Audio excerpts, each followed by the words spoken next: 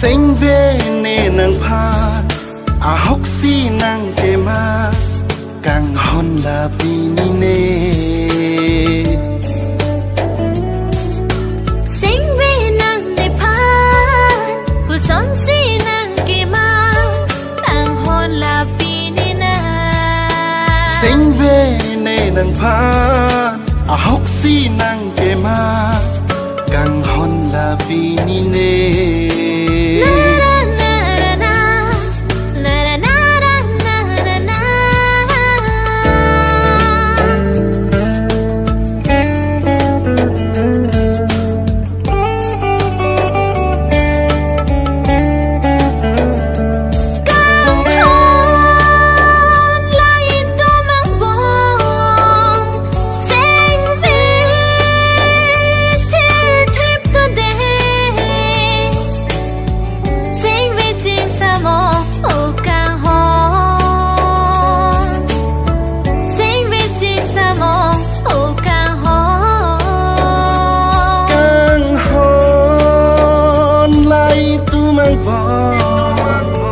Sinh về thi pone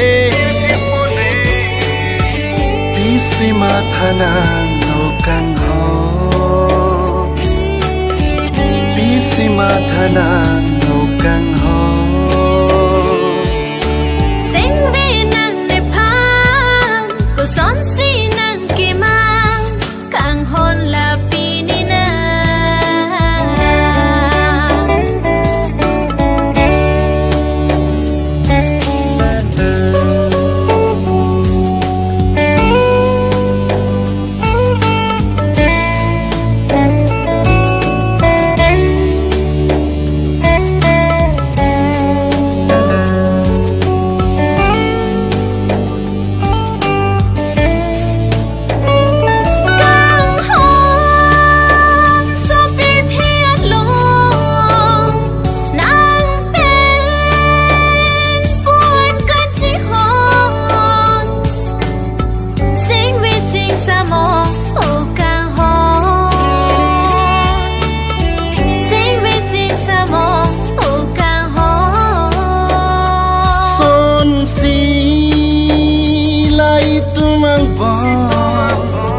Càng hòn thì klong đi nó